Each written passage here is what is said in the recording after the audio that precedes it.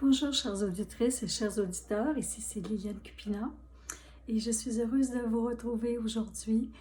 Nous avons terminé le roman Le mur sans voix que nous avons lu ensemble pendant plusieurs mois et aujourd'hui je voulais parler de moi, l'écrivaine. Des écrivains, il y a toutes sortes d'écrivains et moi quand j'ai commencé à écrire le livre, bien en fait je n'avais aucune expérience.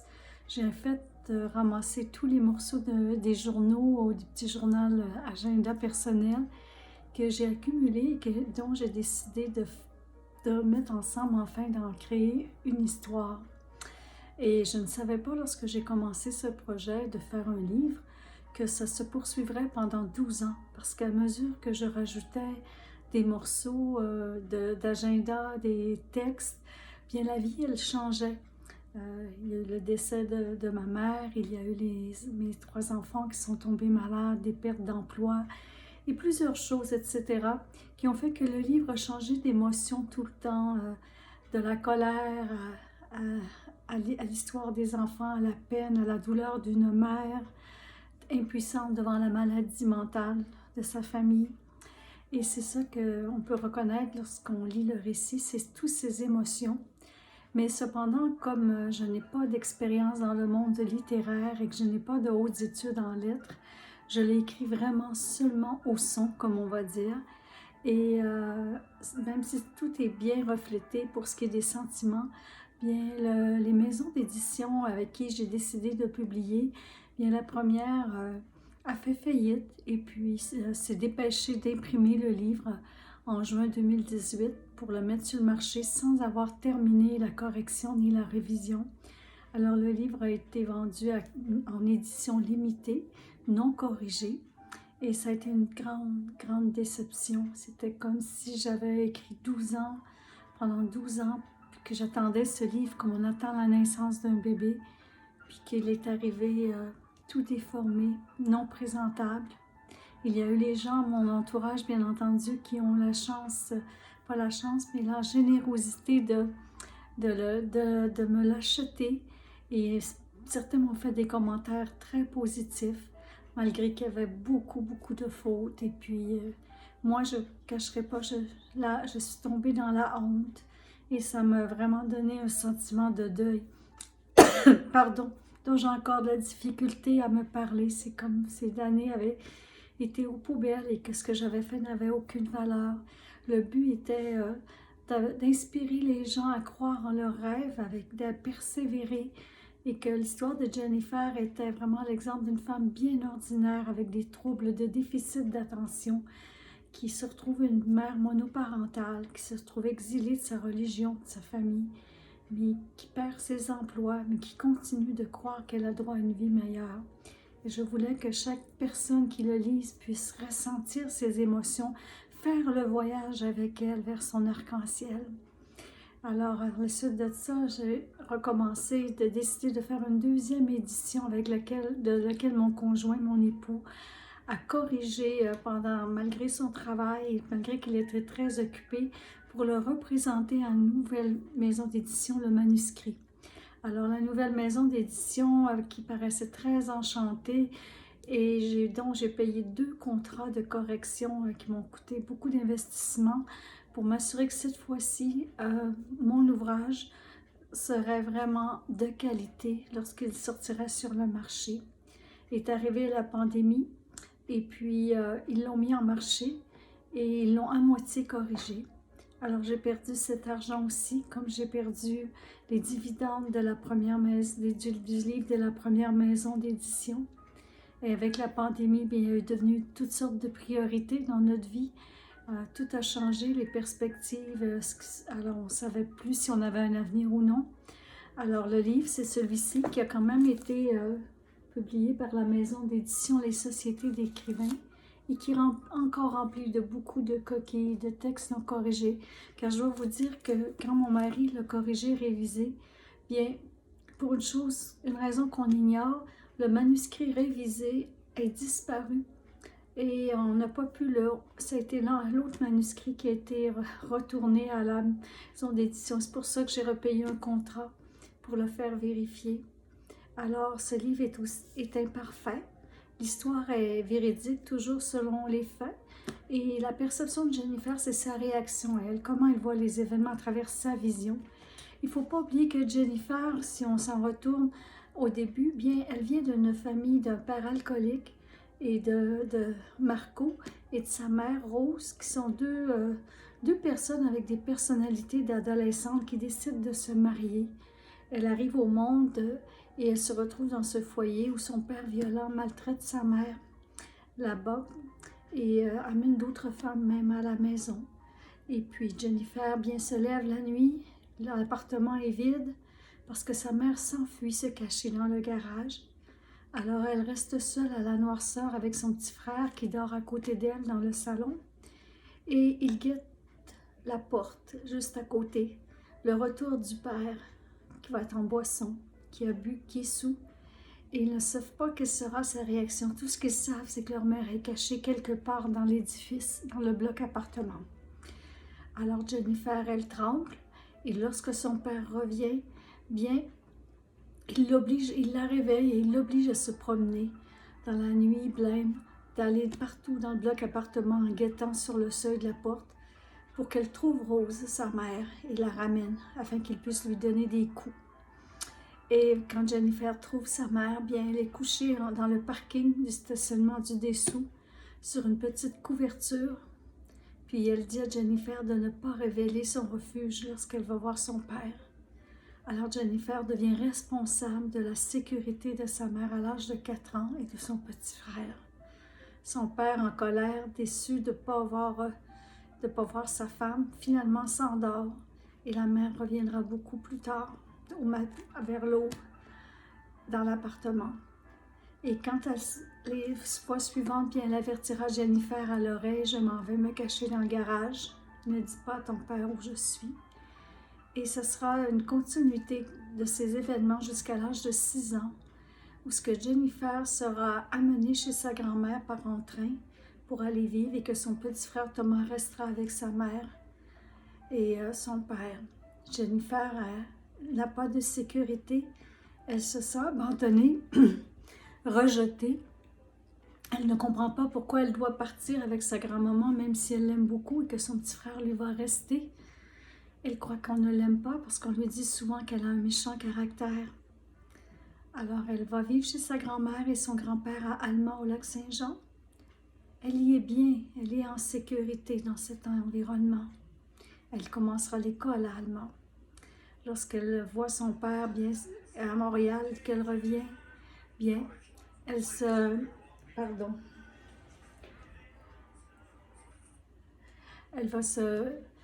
va claquer des dents chaque fois qu'elle le voit. Il la battra même une fois dans la gare centrale lorsqu'elle attend le train, parce qu'elle a refusé d'embarquer dans le wagon avec sa grand-mère. Elle s'est enfuie, remonter l'escalier. Et il lui arrivera beaucoup d'autres choses, d'être hospitalisée. Elle se sentira souvent seule, très solitaire, non aimée.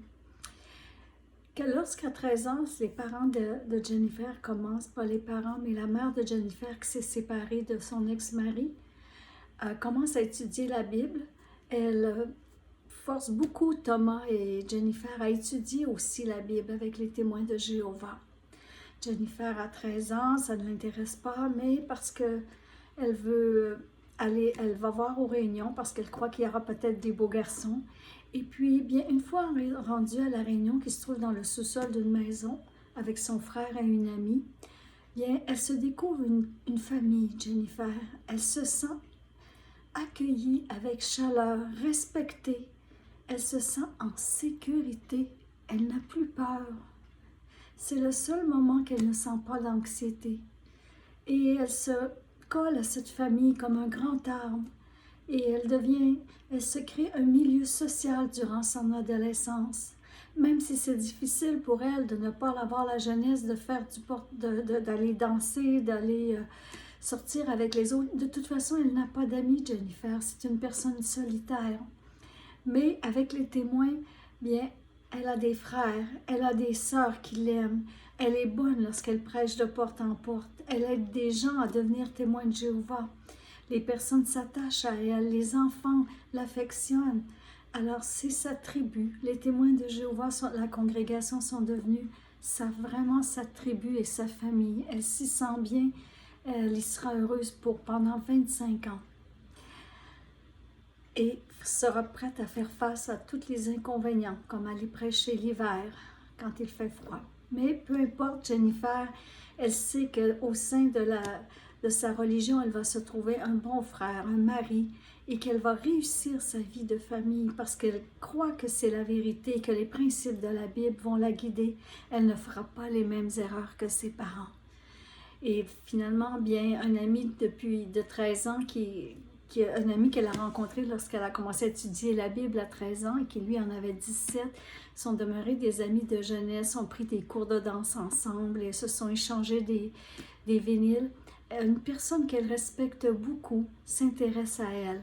Il lui demande de la fréquenter, de sortir avec elle. Lui, il est rendu un témoin qui sert au Bethel, le siège social du Canada des témoins de Jéhovah, parce qu'il est un modèle de jeune homme exceptionnel. Et Jennifer, même sa mère, Rose, sont très contents de voir Martin arriver dans leur famille.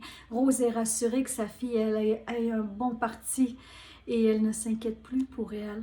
Elle sait qu'elle va être aimée avec Martin, qui est un homme bienveillant, avenant, dont on connaît toute la famille, ses frères, ses sœurs, dont certains sont témoins et qu'on se connaît depuis 7 ans. Alors Jennifer accepte d'épouser Martin et s'en va vivre au Bethel avec lui. Et à cet endroit, bien lui, Martin, bien il va imprimer des livres, des périodiques, tandis que Jennifer va faire du ménage, travailler au salon de coiffure. Elle trouve ça dur d'être loin de sa famille, d'apprendre la langue anglaise et une nouvelle mariée, un nouveau mari, mais elle est éperdument amoureuse de Martin. Et elle désire qu'il soit heureux et c'est ce lieu de vie au Bethel, c'est son rêve à lui et elle veut le soutenir du mieux qu'elle peut. Lorsqu'elle tombe enceinte, bien, ils doivent quitter le Bethel pour fonder leur propre foyer. Il y a déjà 5 ans que Martin travaille comme volontaire, alors il n'a pas de compte en banque, on a juste quelques meubles que nous ont donnés de la famille ou des amis là-bas. Alors, il faut trouver un loyer, un logement où s'installer dans le contexte de la dépression des années 80, où il n'y a plus de travail au Québec. Alors, on ne peut pas revenir près de chez nous, à Allemand, au Lac-Saint-Jean. Alors, sans travail, bien, on décide de rester à Toronto, à Mississauga, où Martin va trouver un travail dans une usine, un chef d'usine de monteur de ligne de moteur. Et ils vont pouvoir se trouver un appartement et l'arranger à leur goût, qui est très très modeste, et commencer leur vie de couple en dehors des murs du complexe spirituel. Martin, évidemment, comme on a vu dans la lecture, bien, il trouve ça vraiment difficile de s'habituer à ce mode de vie dans le monde païen qu'on appelle souvent chez les témoins, où il n'y a pas de courtoisie, où il y a des mots crus qui se disent, où il n'y a aucune moralité. Lui, il est un ancien qui enseigne, c'est un peu comme un pasteur dans la congrégation. Parce qu'il est un homme vertueux. Notre famille doit être vraiment un exemple lorsqu'on va aux réunions. Maintenant, on a notre bébé et tout le monde nous regarde. On est des exemples à imiter. Mais Martin, peu à peu, se démotive et commence à sortir dans les bars de la ville de Toronto. Et il sera rencontré par les autres anciens, un frère qui était son mentor au Bethel et qui l'aime vraiment beaucoup, viendra l'encourager, à le motiver à garder sa foi, à continuer, puis de se reprendre. Il sera pardonné. Mais Martin ne va pas bien. Peu après, on reçoit une offre d'emploi pour aller vivre à Rivière-du-Loup. Il y a un témoin là-bas, un frère qui possède une entreprise et il a besoin d'une personne habile pour travailler pour lui. Et Martin semble le candidat idéal. Alors, c'est notre occasion de revenir chez nous, même si Rivière-du-Loup est à 6 heures de route d'Allemand. Bien, au moins, on se rapproche de la famille, on revient dans la province. C'est au mois de février, il fait très froid, il n'y a aucun logement à louer. Alors, les témoins de Rivière-du-Loup nous louent l'appartement qui est au sous-sol de la salle du royaume. C'est un petit appartement avec juste une chambre et c'est presque une cave. Il y a 2 petites fenêtres comme ça.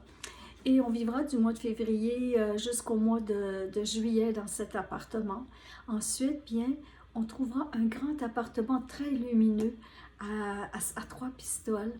Et là, Martin travaille, le bureau de son employeur est là. Alors, je pourrais être à la maison, m'occuper de Simon pendant que lui travaille, vient dîner. Mais souvent, il ne rentre pas pour souper. Il ne revient pas à la maison. Et j'ai des doutes qu'il sort plus longtemps. Il n'est jamais pressé de revenir rapidement. On l'attend, Simon et moi. Et il y a seulement les soirs de réunion qu'il arrive à l'heure pour nous. Et on part tous ensemble pour écouter les conférences. Et après un an d'avoir vécu à Trois-Pistoles, bien, je deviens enceinte de mon deuxième enfant. Et cette grossesse se déroule très mal. Je porte des jumeaux, dont un à 5 mois et demi meurt dans mon utérus et l'autre est vivant. Et je devrais être suivie à l'hôpital de Rivière-du-Loup très rapidement. Alors, lorsque j'apprends cette nouvelle à l'échographie, bien, je suis sous le choc, vraiment. Personne, même pas le docteur, ne sait ce qui va arriver pour la suite. Mais Martin, qui a trouvé un autre travail dans la vente, s'en va à Toronto suivre une formation. Il me donne un bec sur la bouche, il me souhaite une belle semaine. Alors que sur le choc, je suis seule avec cette nouvelle et que ma belle-mère accourt d'Alma pour venir garder Simon pendant que je suis toute la semaine à l'hôpital. Heureusement, les frères et sœurs viendront me voir le soir et je serai vraiment très nerveuse car je ne sais pas si je vais perdre mon autre bébé à 5 mois et demi ou qu'est-ce qui va arriver. Peut-être il aura beaucoup de malformations, mais je n'ai personne vraiment sur qui m'appuyer durant cette semaine où je vis seule ces émotions de ne pas savoir ou non si mon autre bébé va mourir après avoir appris le décès du premier fœtus ou s'il sera mal formé. Finalement, bien, j'accoucherai d'un petit bébé à 8 mois de grossesse en bonne santé, même s'il est très maigre. Et nous déménagerons de Rivière-du-Loup pour aller vivre à Alma chez ma mère parce que Martin a eu une possibilité de transfert par sa compagnie, tout le déménagement payé et on va aller se rapprocher de nos familles. C'est la plus belle nouvelle maintenant que j'ai 2 enfants, un petit garçon de 2 ans et un autre bébé. Et lorsque le bébé a 6 mois, bien on part en mois de décembre et avec nos affaires et on s'installe chez ma mère à Alma jusqu'au mois de mai, le temps de trouver un autre appartement et s'installer à nouveau. Il y aura beaucoup de déménagements, 9 au total dans la vie de Jennifer avec son mari. Alors, c'est l'histoire du livre. Jennifer est toujours témoin de Jéhovah, mais son mari, entre-temps, a perdu ses privilèges car il sort dans les bars, mais maintenant, il trompe sa femme plusieurs fois. Régulièrement par semaine. Et vraiment, les anciens l'ont rencontré et lui ont retiré son privilège, non seulement d'être un enseignant dans la congrégation, mais de porter le nom de Dieu, le nom de témoin de Jéhovah, car il fait honte et sa conduite est indigne d'un chrétien. Il ne prend plus soin de sa famille, il ne respecte plus sa femme. Alors Martin est exclu. Alors, quand on est exclu chez les témoins de Jéhovah, bien, ça veut dire qu'il n'y a plus personne qui va nous saluer, plus personne va nous recevoir. Et pour ma mère, c'est très difficile, pour moi aussi, parce qu'elle ne peut plus me recevoir avec mon mari et mes enfants. Et pour moi, bien, j'ai perdu un mari, parce que même s'il est mon mari, il n'est plus avec moi avec son cœur comme avant. Il n'est plus un homme spirituel, il ne m'aime plus comme avant. Il s'occupe des enfants, il s'occupe de rapporter la paix, comme on dit, mais son esprit et son cœur sont déjà loin, beaucoup plus loin. Et finalement, bien, il trouve que je suis trop proche de ma famille. Il trouve un autre emploi à Chicoutimi pour m'éloigner à 50 km et nous achetons une maison. Et là, bien, Martin va tomber vraiment dans la toxicomanie. Et vraiment, notre vie va débouler. Je deviendrai enceinte d'une petite fille 5 ans après la naissance de Gabriel. Et puis cette même journée où j'aurais décidé de me séparer, bien j'aurais appris que j'étais enceinte. Et finalement, bien, ça va escalader la situation jusqu'au point que notre sécurité aux enfants et à moi est menacée et que je dois quitter notre maison bien aimée, que j'avais vraiment à mon cœur, qui était mon foyer, et m'installer dans un logement sans argent avec mes 3 petits. Et parce qu'il y a des hommes, des fournisseurs de drogue qui viennent chez nous pour se servir. Et Martin est recherché par la police pour vol et cambriolage. Alors il sera emprisonné à plusieurs reprises pour longtemps. Alors c'est l'histoire des témoins de Jéhovah de Jennifer. Elle va déménager ensuite à Québec et vous pourrez lire la suite pour voir comment elle va continuer lorsqu'elle va sortir de son lieu de communauté, de sa famille spirituelle, parce qu'elle ne croit plus, elle fait naufrage pour ce qui est de sa foi. Elle va rentrer dans un monde où elle n'a pas de boussole, où elle est sans repère, et devoir rentrer sur le marché du travail avec 3 jeunes enfants.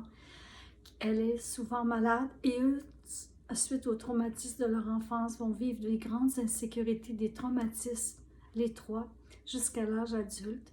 Est-ce que Jennifer va trouver son arc-en-ciel, sa vie de famille heureuse? Bien, on apprend dans toute cette histoire que la clé de Jennifer, c'est la persévérance vers son arc-en-ciel, vers ses choix de vie, même si elle n'est pas très outillée. Alors, est-ce que je suis une écrivaine ou est-ce que j'ai écrit cette histoire en vain? Est-ce que ce sont des écrivains? Je ne le sais pas, c'est à vous de me le dire si vous décidez de le lire, malgré toutes les imperfections du livre. Vous pouvez l'écouter en ligne, le louer dans certaines bibliothèques si vous êtes à Longueuil. Il est en version numérique aussi. Si jamais vous le voulez en version numérique, bien vous pouvez me contacter ou la maison d'édition, la Société des écrivains. J'espère pouvoir faire une meilleure version dans un avenir rapproché, mais vous avez sans doute remarqué à suivre la lecture que c'est très lourd, retourner dans le passé, déterrer le passé. Et c'est pas quelque chose que je vais faire pour le reste de ma vie. Maintenant, mes enfants sont des adultes et j'aimerais vraiment fermer, le livre est terminé, et fermer la dernière page pour me concentrer sur des choses joyeuses, sur des beaux événements. Et vraiment, je ne sais pas si je suis peut-être pas un écrivain, je n'ai pas les contacts et je n'ai pas eu des maisons d'édition intéressées à m'aider, à m'accompagner dans ce chemin. Peut-être que c'est pour ça que ce titre qui m'avait été donné dans un rêve, Le mur sans voix, bien en fait c'est peut-être la réalité. Écrire ce livre était peut-être un livre plein de murs et ça a été peut-être juste ma voix qui a permis de faire connaître l'histoire et d'abaisser aussi la peur d'être vulnérable. Merci beaucoup. Je vous souhaite vraiment de croire en vos rêves. Je vais mettre des capsules régulièrement de mon recueil de rêves que j'avais créé, je le dis souvent, parce que ça, c'est joyeux et c'est quand même très surprenant tout ce qui est arrivé à Jennifer avec les lieux qu'elle a visités, comme vous avez vu dans le dernier chapitre. Ça fait qu'on reviendra là-dessus. Et vraiment, ça a été un privilège et un honneur de vous raconter l'histoire. Je suis un petit peu émue. Merci, merci beaucoup. Et je vous dis à la prochaine. Je vous aime, ici Liliane. Au revoir.